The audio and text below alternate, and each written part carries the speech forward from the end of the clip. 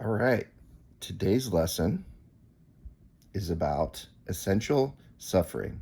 It's all about the suffering, stupid.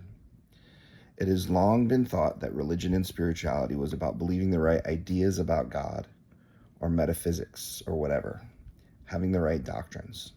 Well, I'm a prophet and I hear from God and experience God directly, and I will challenge that idea. The notion that being right is about believing the right things is not accurate, in my opinion.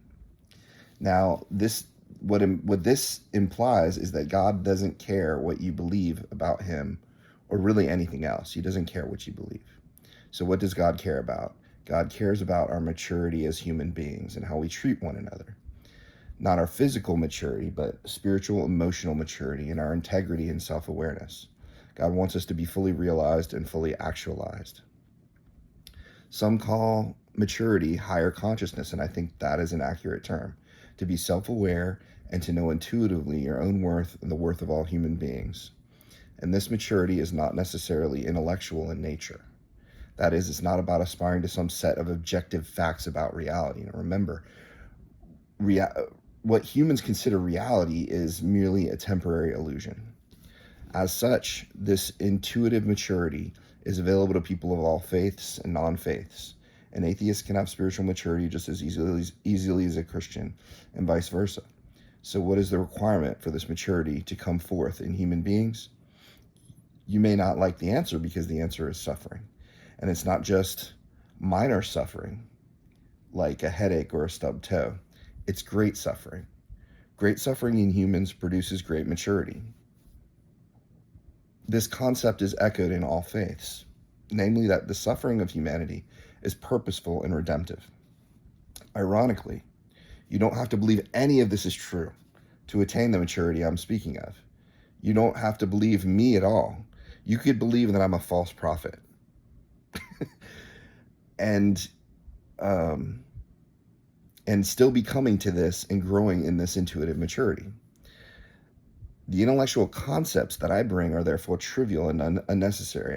I'm one of the few spiritual teachers that says, sure, I'm full of shit. If you want me to be full of shit, that's fine. It doesn't bother me that people disagree. It doesn't matter what you believe about me. It's all about your human suffering and how you grow from that experience. So yes, I claim to be enlightened, and frankly, I am. But not in the sense that I want to be a cult leader necessarily and have everybody bow down to me. Not that that wouldn't be fun. But nothing that I'm saying right now is essential doctrine. Instead, my claim is that essential doctrine doesn't exist. Instead, there is no essential doctrine, only essential suffering. How do I know all this? Like I said, via direct experience with God.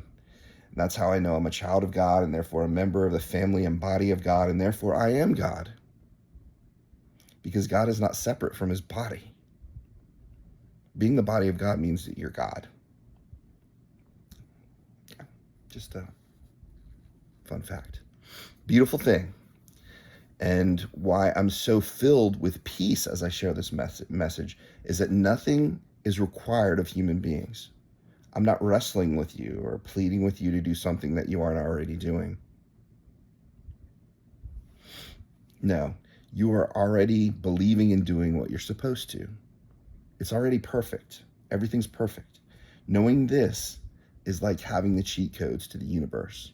All I have to do is enjoy this inner peace and allow the world around me to evolve from a lesser perfection to a greater perfection.